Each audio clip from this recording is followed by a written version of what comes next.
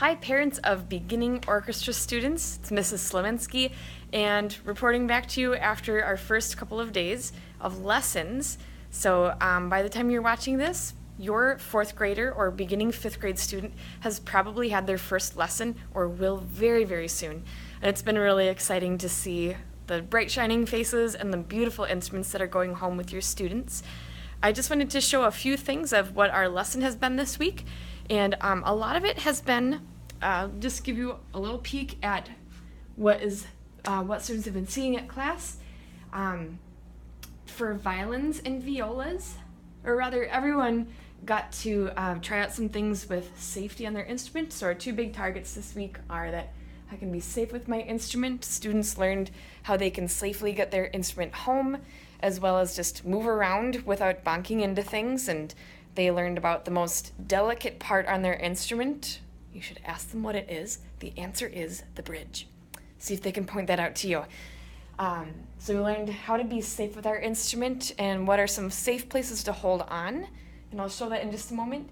And then other big target was learning about how to hold your instrument and how to get it either onto your shoulder if you're a violin or viola player, and or how to sit or stand properly with a cello or a bass. We also learned about their strings briefly, so just a quick look. For violins, their two middle strings are D and A. Those are the strings that we're targeting this week. On violas, it's their two highest or their two skinniest strings. So these are all arranged with like the fattest string, the lowest sound, and going up to the highest. And cellos, we're seeing their two highest strings, or D and A are their two highest for basses. A then D are their two middle strings. So we learned a lot about what is in their case, making sure that everyone has what they need, has their book, as well as their instrument with all the parts. Their bows, I'm actually, for fourth graders, I'm actually holding their bows at school in a safe place until the time that they earn their bows and are able to take those home. It's part just for safety. A lot of times kids who don't know how to use a bow will break it, or it's really a lot for safety and building some good habits early on. So that's why your student does not have their bow or that stick in their case coming back home. We learned about our rosin, cleaning cloth. Violins and violas have a sponge in them. Cellos and basses have a rock stop in their case. So your student should be able to show you all those things. And double check that they have their book. Their music stand can stay at home. They do not need to bring that back and forth.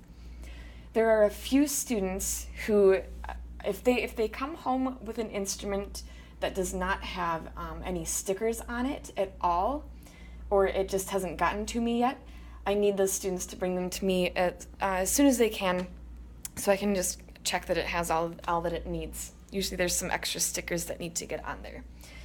All right, every week students do need to bring a couple of things they should know at this point, but their instrument, that is for all instruments except for basses. Basses, I do have school instruments that can be used during lessons, okay? So violins, violas, cellos should be coming to school. Let's see, we also need our books and binder. Oh, this version did not have the binder on here, but students should have a 1/2 inch or 1 inch binder, a 3-ring binder. And that is, this sheet is actually something that would be their first thing to go into that binder. We'll have a lot of handouts like this and notes that we're taking, so this helps us to keep organized. All right, so our two targets for the day, and your student should actually be working on this sheet this week.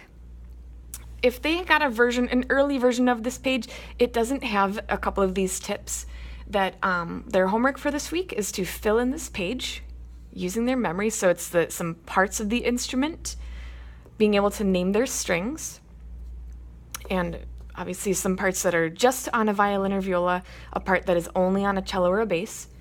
And then the other part of their homework is to try out some of the songs that are on pages 4 and 5. It uses their D and A strings.